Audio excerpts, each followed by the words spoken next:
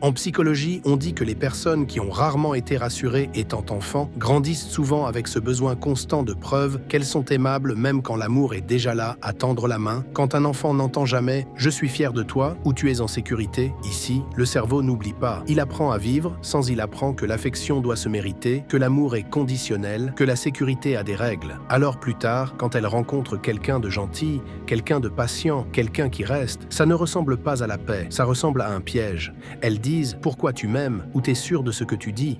Elles repoussent les gens juste pour voir s'ils reviennent, parce que leur système nerveux ne reconnaît la sécurité que si elle est prouvée encore et encore et encore. Elles suranalysent, les compliments relisent les messages en se demandant ce qui se cache derrière parce que l'absence de réassurance a laissé des cicatrices invisibles. Et aujourd'hui même, l'amour ressemble à quelque chose dont il faut se protéger, mais ce n'est pas leur faute et la guérison commence petit. La première étape, c'est de remarquer le schéma, de voir le doute apparaître même quand l'amour est là. La deuxième, c'est de faire pause, ne pas réagir, ne pas repousser, juste s'arrêter et demander est-ce que c'est la peur ou est-ce que c'est de l'amour, puis apprendre à recevoir sans exiger de preuves. Laisser la gentillesse de quelqu'un arriver jusqu'à soi, ne pas contredire le compliment, dire merci et le croire, même si le corps n'y croit pas encore. Si possible, parler avec un thérapeute de ce que voulait dire être rassuré quand on était enfant. Écrire dans un journal aide aussi, surtout écrire à cette version plus jeune de soi, celle qui ne s'est jamais sentie en sécurité. Ce ne sera pas parfait,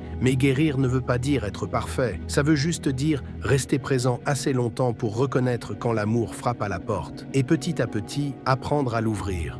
Souviens-toi, toutes les fleurs n'éclosent pas au printemps. Certaines prennent leur temps et deviennent quand même tout ce qu'elles étaient censées être. Guérir, c'est intime, mais ça n'a pas à être solitaire. Suis-nous pour continuer à mettre de la lumière sur ces sujets que beaucoup évitent encore d'aborder.